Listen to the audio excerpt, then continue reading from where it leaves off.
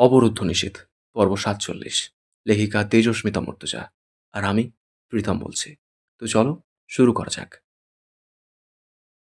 পায়ের ব্যান্ডেজের দিকে তাকিয়ে থেকেও অন্তু নিজের রুম, পা, ব্যান্ডেজ, আশেপাশের কিছুই যেন দেখছিল না। চোখের সামনে পর্দা পড়েছে, আলো আধারের ভিড়ে হলদে বাতির টিমটিমে আলোর পর্দা। রিমি জ্বর মেপে গেছে ১০৩ ডিগ্রি ফারেনহাইট। মাঝে মধ্যেই কাঁপুনি দিয়ে জ্বরের তোপ বাড়ছে। চোখ দুটোতে বিষের মতো জ্বালা ধরেছে। সেসব গায়ে লাগছিল না অন্তর। সে যেন অচেতন এখনো। কিভাবে রুমে এসেছে তা ঠিকমতো মনে পড়ছে না। রিমি ধরে এনেছিল, এটুকু মনে আছে আবছা করে। ওরা পানি চাইছিল, অন্তত পানি নিয়ে যায়নি। সে সামনে বসে পড়েছিল আস্তে করে, দেহটা থরথরিয়ে কাঁপছিল। ওদের চোখে মুখের সেই কাতর আতঙ্কিত চাহনি। অন্তুর শরীরটা নেতিয়ে পড়তে চায়। জিজ্ঞেস করতে চেয়ে অভ্যাস সরে না, তোমরা কারা, এখানে কেন? অনেকক্ষণ পর একটু ধাতস্থ হয়ে জিজ্ঞেস করেছিল, তোমরা কি মাদ্রাসায় পড়ো, হাফেজিয়া মাদ্রাসায়? একজন মাথা নাড়ে, সায় দেয়। অন্তু আবার চুপ। সে এ বাড়িতে এসেছে মাস কয়েক হলো। প্রথমবার এদের কান্নার আওয়াজ পেয়েছিল বিয়ের পর। জয় আমির যেদিন রাজধানী থেকে ফিরল, সেই শেষ রাতে। এরপর বহুবার শুনেছে, এদিকে আসা যাওয়াও হয়েছে ওদের। সেদিন এদের ধরে আনা হয়েছে ঢাকা থেকে ফিরে। রাজধানী থেকে অর্ডার পেয়ে এসব করছে এরা।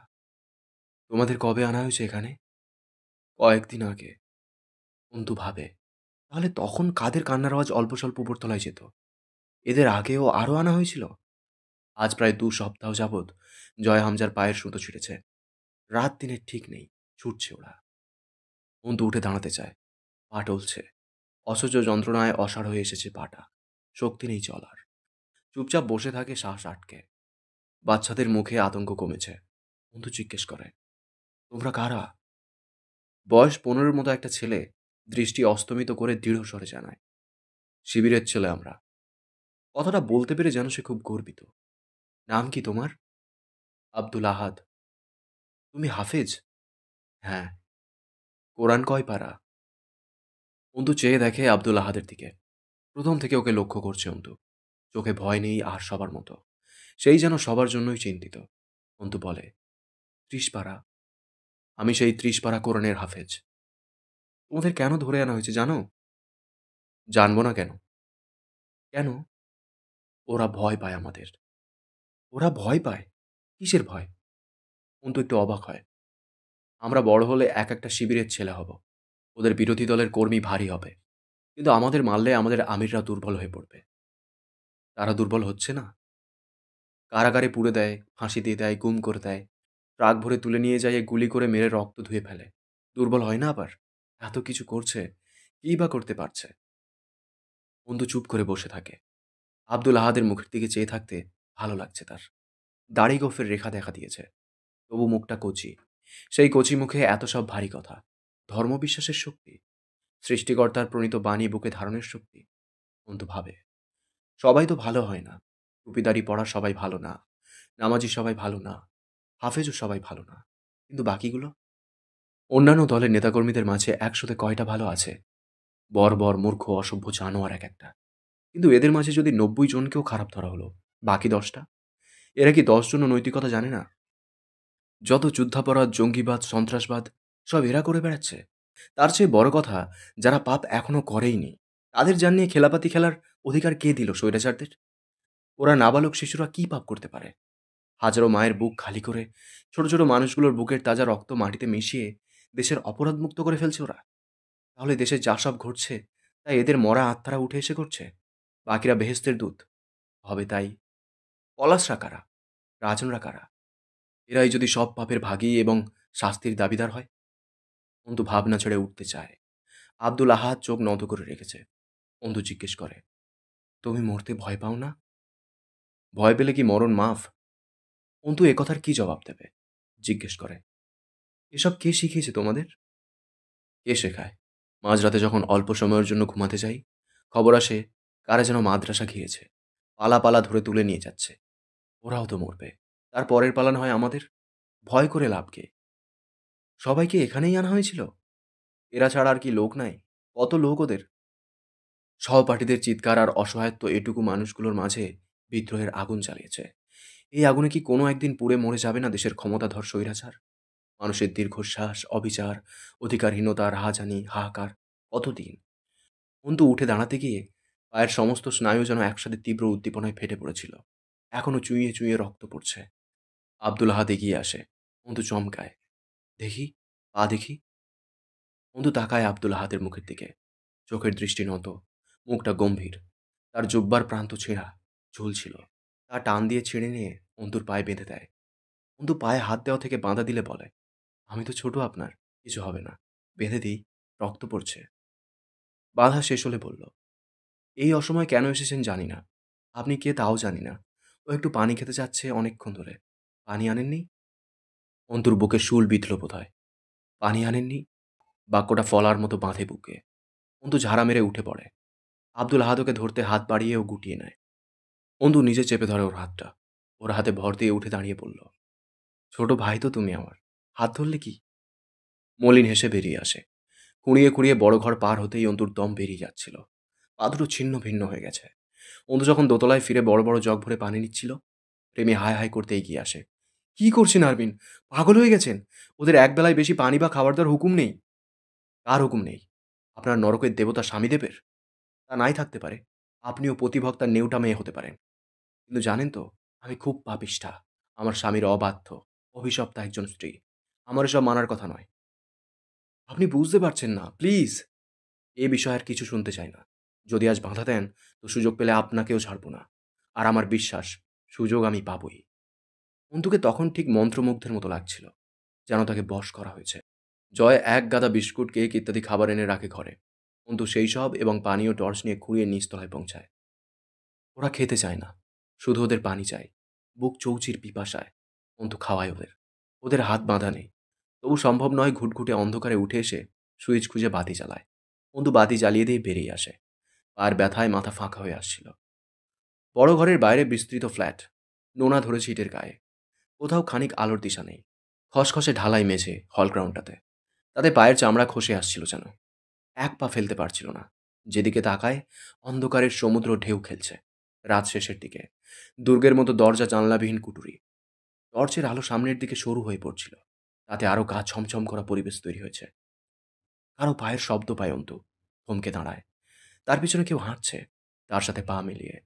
চোখ বুজে শরীরের শিরশিরানি অনুভব করল। পেছন ফিরে তাকানোর সাহস হয় না। কেউ খুব কাছে আসছে, এগিয়ে এসে দাঁড়াচ্ছে। এরপর ফিসফিস করে অন্তুকে বলে, বাবা, আমি আব্দুল আহাদ, ভয় পাবেন না। অন্তু আব্দুল আহাদের হাতটা চেপে ধরে শ্বাস ছাড়ে।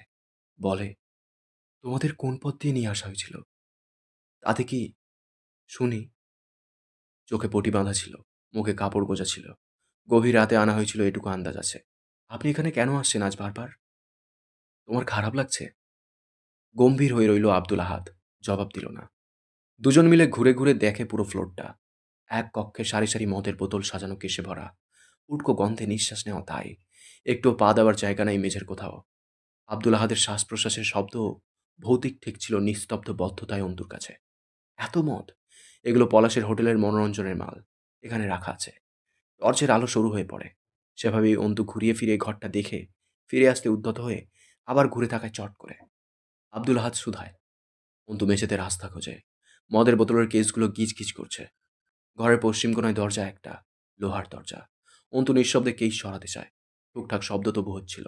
অন্তু আব্দুল আহাদকে দাঁড় করিয়ে রেখে নিজে এগিয়ে যায়। লোহার ভারী দরজা চাপানো। অন্তু তা খুলে ফেলে আস্তে করে। ঠিক যেন বেকারির কারখানার মতো। অস্তমিত সূর্যের মতো জলজল করছে ভেতরটা। কড়া পাওয়ারের হলদে লাইট। অন্ধকারে লাইটের আলোতে গুমটে মারা অবরুদ্ধ ঘরটাকে দেখে অন্তুর আনন্দই হলো। সে জীবিত চোখে নরক দেখে নিল। বেকারি কারখানার তন্দুরিগুলো যেমন আগ্নেয়গিরির লাভার মতো জ্বলে, ঠিক তেমন তিমির অন্ধকারে হলদে আলো সেরকম পরিবেশ তৈরি করে রেখেছে। সেখানে মহিলাদের এক ঝাঁক নজরে আসছে। তারা অবাক হয়ে অন্তুকে দেখে। শুয়ে বসে হেলান দিয়ে আছে তারা। একে অপরের গায়ে ঢলে পড়ে বসে আছে তারা। তাদের সবার শরীরে এক টুকরো করে সাদা কাপড়। যেমনটা মেয়েরা গোসল করে তোয়ালে জড়ায় শরীরে, ঠিক সেভাবে দেহের উপরিভাগ ঢেকে রেখেছে, যেন অনিচ্ছা সত্ত্বেও। এরাও পলাশের হোটেলের মাল সবগুলো। অন্তুর শরীরটা ঝিনঝিন করে ঝাঁকি মেরে ওঠে। ভাগ্যিস আব্দুল আহাদ আসেনি। সে দেখতো এই নারকীয় পরিবেশ। অন্তু বাঘ হারা হয়ে চেয়ে থাকে। সে টেরই পেয়েছিল না, ওই বাচ্চাগুলো ছাড়াও এই বদ্ধ কুটুরিতে আরও প্রাণের অস্তিত্ব আছে। অন্তু বিছানায় শুয়ে শুয়ে ভাবার চেষ্টা করে, এইসব লেয়াজের কারণেই কি পলাশ ও হামজা জয় একে অপরের দলকে এত সমীহ করে চলে? গাঢ় কারবার বন্ধন। এজন্য যত যাই হোক, যেমন আগুনই দপদপ করে জ্বলে উঠুক, মোটেই তারা একে অপরের দলকে হিট করে না। সন্ত্রাসবাজ, রাজনীতিবিদ, স্বৈরাচার, নরহত্যাকারীরা মিলে মিশে একাকার হয়ে গেছে চারিদিকে। দাউ দাউ করে জ্বলছে নরকের আগুন। সেই আগুনের আঁচ জনতাদের সবার গায়ে সবসময় না লাগলেও লেগে যায় কদাচিৎ। কিন্তু জ্বরের ঘোরে বেশি ভাবতে পারে না, অবচেতনায় লুপ্ত প্রায় হয়ে পড়ে থাকে। জয় এলো রাত 12টার দিকে। তার চোখ মুখ ক্লান্ত হলেও কিসের এক খুশির রেখা ঝকমক করছে। পরনে সিলভার রঙা ডেনিম, হাই বুটের সাথে গট গট শব্দ তুলে রুমে ঢুকলো। এত অভিজাত ভদ্রলোকের মতো লাগেনি কখনো। খোঁচা খোঁচা দাড়ি অল্প বেড়েছে, ফেঞ্চ কাট চুলে খুব অসভ্য ভদ্রলোকের মতো দেখায় তাকে। রুমে ঢুকে প্রথমে অন্তুর দিকে তাকায়, ভ্রু কুঁচকে কিছুক্ষণ চেয়ে থেকে বলে, আমার একদিনের বিরহ বইতে পারোনি? জ্বর বাঁধিয়ে বসে আছো? তোমার আমার প্রেম আমি আজও বুঝিনি, সুর করে গাইল শেষটুকু। কথা শেষ না করতেই যখন অন্তুর পায়ের দিকে চোখ গেল, এত জোরে ঘর কাঁপিয়ে হেসে ওঠে হো হো করে। অন্তু চোখ খুলে তাকালো। হাসির তোরে নুইয়ে পড়তে চায় জয়। পুরুষ মানুষ হাসলে গলাটা দারাজ হয়ে ওঠে কেমন। প্যান্ট ছেড়ে লুঙ্গি পড়তে পড়তে বলে, আমাকে কি তোমরা নিজের ওপর থেকে কনফিডেন্স কমাতে দেবে না, হ্যাঁ? শালা যা ভাববো তা হয়ে বসে থাকে, যা আন্দাজ করি তা আলবাত ঘটে যায়। খালি ভাবার দরকার, মিস নাই। সাদা লুঙ্গিটা পরে জ্যাকেটটা খুলে ছুঁড়ে উড়িয়ে দিল। প্রচুর গরম লাগছে। দরজাটা লক করে এসি অন করে অন্তুর সামনে এসে মেঝেতে উবু হয়ে বসে হাঁটু ভাঁজ করে। কপালে ও গলায় হাত রেখে আস্তে করে বলে, তো ঘরওয়ালি, অনুভূতি কেমন নিষিদ্ধ জায়গায় পা রেখে? অন্তু চোখ খোলে না। জয় মাথায় হাত বুলে দেয়। অগোছালো চুলগুলো হাতের ছোঁয়ায় গুছিয়ে দেয় আলগোছে। এদিক ওদিক তাকাতে তাকাতে নিচু আওয়াজে জিজ্ঞেস করে, এত জ্বর বাঁধালে কি করে? ওষুধ খেয়েছো? অন্তুর চোখের কোণা দিয়ে পানি পড়ছিল। চোখ জ্বলছে। জ্বর এলে চোখ দিয়ে পানি পড়ে। জয় তা আঙুলের ডগায় মুছে সেই পানিটুকু মনোযোগ সহকারে দেখতে দেখতে বলল, পা কেটেছে কিসে? ইস্পাত খণ্ডে? কতখানি কেটেছে? ওদের কেন ধরে এনেছেন? তীর তীর করে কাঁপছে অন্তুর কণ্ঠস্বর। জয় উঠে গিয়ে বাথরুমে গিয়ে বালতি ভরা পানি ও মগ এনে মেঝেতে রাখে। অন্তুকে পাঁজাকোলা করে তুলে বিছানার এক পাশ থেকে অপর পাশে নিয়ে যায়। হাঁটার সময় আবার নিজের বুকের দিকে তাকিয়ে দেখে অন্তুর মুখটা তার বুকে গোজা। মুচকি হাসে আনমনে। খুব সুখ সুখ লাগছে। হাজারো পাপের মাঝে কখনো সখনো পাপকে অবহেলা করতে সে গান গায়, গিটার বাজায়, আরও কত কি করে। আজকাল সেসব বাদ দিয়ে অন্তুকে চালায়। আড়াআড়ি শুইয়ে দিয়ে মাথায় পানি ঢালতে ঢালতে জিজ্ঞেস করে, ডাক্তার আনবো? এসেছিল। কি বলেছে? ওষুধ দেয় নাই? দিয়েছে। খাওনি কেন? অনেকক্ষণ ধরে পানি ঢালল জয়। জ্বর খানিক নামলো কিনা বোঝা গেল না, তবে কপাল ও মাথাটা ঠান্ডা হলো। জয় লুঙ্গির ওপর গলায় এক লাল টকটকে গামছা ঝুলিয়ে বাইরে বেরিয়ে যায়। কী সব হোটেলের খাবার কিনে আনে। অন্তুকে খাওয়াতে চায়। সেই রুচি বা মানসিকতা নেই অন্তুর। জোর করে ওষুধ খাওয়ায়, সাথে একটা ছোট্ট স্লিপিং ড্রাগও। সারা রাত অচেতন ঘুমালো অন্তু। তার হুঁশ নেই। জয় চেয়ার টেনে নিয়ে বিছানার পাশে বসে চেয়ে থাকে অন্তুর দিকে ঘন্টার পর ঘন্টা। কিউব মেলায় আনমনে। বিশাল ট্রমায় পড়ে গেছে মেয়েটা। তেজি মুখখানা একদম কুঁচকে গেছে। শেষ রাতের দিকে নিচতলার বড় ঘরে যায় একবার। সব ঠিকঠাক। খালি পানির জগ ভরে রেখে গেছে বাচ্চাগুলোর সামনে। জয় হাসল তা দেখে। বাচ্চারা ভয় পায় জয়কে দেখে। সেখান থেকে বেরিয়ে যখন মদের ঘরে গেল, মাথাটা গরম হলো। সব এলোমেলো করে সাজানো। কিন্তু অত সব বোঝেনি। মদের কেস সাজানো হয়েছে এখানে ক্রম অনুসারে। হুইস্কি, রাম, জিন, বিয়ার, ওয়াইন, ভোদকা ইত্যাদি মাফিক সাজিয়ে রাখা হয়েছিল। মহিলাদের ঘরে ঢুকবার পথ পেছন দিকে। ওই রাস্তা দিয়ে বাগানের রাস্তা চলে গেছে লোহার ফটক পেরিয়ে। এদিক দিয়ে ঢুকতে হয় ওই কক্ষে। কিন্তু জানে না। মহিলাদের কামরায় আওয়াজ যেতেই ওরা থরথর করে কেঁপে ওঠে। ঢালাই মেঝেতে চামড়ার স্যান্ডেলের আওয়াজ, সাথে খোলা বেল্ট ঘেঁষে আছে। এই আওয়াজ চেনে তারা। জয় আমি সাদা লুঙ্গির কুঁচি উঁচিয়ে ধরে এগিয়ে আসছে। লোকটা কিছু বলবে না, তাকাবেও না। তবু জয়কে ওদের চরম ভয়। ঘেন্না করে ভীষণ। ঠিক ডাস্টবিনে আবর্জনার মতো। মানুষ হয়তো ড্রেনের পানিকে অতটা ঘেন্না করে না, যতটা ঘেন্না জয় ওদের করে। ওরা সব একসাথে জড়সড় হয়ে দাঁড়ায়। জয় নাক কুঁচকে দেখে চারদিকটা। একটা বার ওদের অর্ধ বস্ত্রে অনাবৃত দেহটার দিকে তাকালো না। তার রুচি ভালো। যারা শরীর ঢেকে ঢুকে রাখে, সম্মান বোধ আছে, তাদের প্রতি তার আগ্রহ আসে। যারা খুলেই রেখেছে, তাদের আবার কি দেখার আছে? সস্তা দেহ, সস্তা মেয়ে লোক। এইসব ধারণায় বিশ্বাসী জয় আমির পলাশের কাছে দারুণ খাতিরের লোক। মাঝে মধ্যেই হোটেল রুমে জয়কে মেয়ে নিয়ে ঢুকতে দেখে অভ্যস্ত মেয়েরা। অথচ শখ মিটলেই কুকুরের মতো দূর দূর করে তাড়িয়ে দেবার এই নোংরা স্বভাবের জন্য ওর কাছে কোনো মেয়ে যেতে চাইতো না। বিয়ের পর ধীরে ধীরে যাওয়া বন্ধ তার। তার রেস্ট্রিকশন বহুত।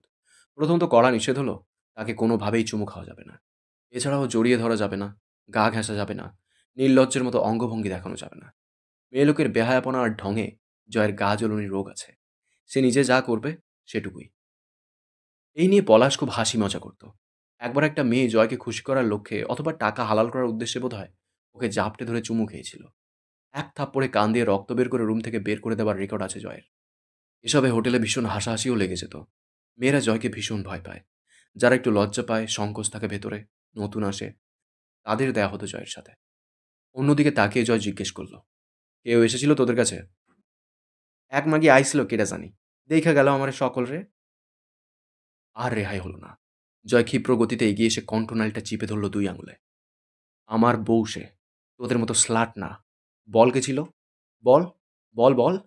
আমার বউ ওটা। কথা বল, শালি খানকির চেংড়ি। বল কে ছিল যেন? Speak up! আপনার পত্নী। কথাটা উচ্চারণ করতে গিয়ে গালে রক্ত উঠে যাবার উপক্রম হলো মেয়েটা। সেখান থেকে বেরিয়ে এসে মদের কেসগুলো ফের সাজালো। ২টো রামের বোতল নিল নিজের জন্য। আগামীকাল মদ ও মহিলাগুলো পৌঁছে যাবে পলাশের বাপের হোটেলে, রাজধানীতে। বড় ঘর পেরিয়ে আসার সময় পানির জগগুলো নিয়ে এলো। হামজা দেখলে পাছে রেগে যাবে, জয়কে দুর্বল ভাববে। বউয়ের খাতিরে দুর্বলতা প্রকাশ করতে নেই। বউকে লাই দেওয়া পুরুষের জন্য খুব একটা ভালো কথা না। অন্তু তখনও ঘুমাচ্ছে। খানিক বাদে ফজরের আজান হবে। খুব গরম লাগছিল বড় ঘর থেকে ফেরার পর। হাত মুখ ধুয়ে ডাইনিং টেবিলের কাছে যেতেই দেখল তরু খাবার বাড়ছে। মেয়েটার অভ্যাস কাটেনি, অথচ কথা বলে না। জয় নিঃশব্দে খাবারটা নিল। ভাত একটু কমিয়ে রাখল। খিদে নেই খুব একটা। তরুকেও কিছু বলল না। তাকে সকলেই ঘেন্না করে। তরু খালি করত না, এখন সেও করে। তাকে ঘেন্না করা এক প্রকার বিধান। মেয়েটা বিধান লঙ্ঘনে ছিল, এতদিনে লাইন এসেছে। চুপচাপ চলে এলো ঘরে। আজ মনটা ভার লাগছে খুব। অল্প খাবারের মাঝেও পুরোটা খেতে পারল না। বমি আসছে, ঘুম নেই চোখে। বোতল খুলে নিয়ে বসল। শরীরটা ঝিমিয়ে আসছে। লুঙ্গি গুটিয়ে চেয়ার ওপর গা হাত পা ছড়িয়ে বসে তাকিয়ে থাকলো অন্তুর ঘুমন্ত মুখটার দিকে। নেশা হয়, অথচ মাতাল হয় না সে। মদও ভালো লাগছে না। জীবনটা ঘনিয়ে আসছে, বেশি দিন নেই। তাতে খুশি খুশি লাগে, আবার দুঃখ ঘিরে ধরে। আরমিন যা করছে তা ঠিক। অন্তুর চরিত্র এবং ভবিষ্যৎ সম্ভাবনার সাথে খুব যায়। তবু সাবধানতার মার নেই। জেদ বেশি মেয়েটার। জয় তাকিয়েই রইল। চোখ ফেরাতে ইচ্ছে করে না। মুচকি হাসে সে। তার বহুত বৃদ্ধা ভক্ত আছে। তারা থুতনি ধরে জয়কে কমবার বলেনি। বউখান তো সুন্দরী হই বলল সেরা। মিথ্যা বলেনি। বউ তার চরম সুন্দরী। সাথে চরিত্রের বৈশিষ্ট্যও কাড়াক। ফর্সা মুখের নিচে থুতনি থেকে গলা ছড়িয়ে অন্তুর বুকের জায়গাতে মাতাল হওয়া লাগলো জয়ের গায়ে, যা সে মদে পাচ্ছিল না। ইচ্ছে করলো বিছানায় গিয়ে কাছে টেনে নিয়ে শুয়ে পড়তে। গেল না। জাগ্রত থাকলে তো কাছে যাওয়া পছন্দ না তার বউয়ের। মাঝে মধ্যেই যখন রাতে ওকে কাছে পেতে ইচ্ছে করেছে, জোর করতে হয়েছে। শেষ পর্যন্ত হার মানলেও তা হতো ধর্মের দোহাই দিয়ে। স্বামী নারাজ হলেই লানত, এই সব দোহাই। অচেতন অবস্থায় কাজে যাওয়াটা সুযোগ নেওয়া হয়। জয়ের সেই অভ্যাস নেই। সে মানুষের সামনে ছিনিয়ে নেয়, অথবা জিতে নেয়। এতক্ষণ শুনলে অবরুদ্ধ নিশীথের ৪৭তম পর্ব। কেমন লেগেছে কমেন্ট করে জানিও। তোমাদের একটা কমেন্ট আমাকে প্রচুর মোটিভেট করে। পরবর্তী পর্বগুলো খুব শীঘ্রই চলে আসবে এই চ্যানেলেই। তাই চ্যানেলটাকে সাবস্ক্রাইব করে রেখো। দেখা হচ্ছে খুব তাড়াতাড়ি। ততক্ষণ সুস্থ থেকো, ভালো থেকো। Thank you.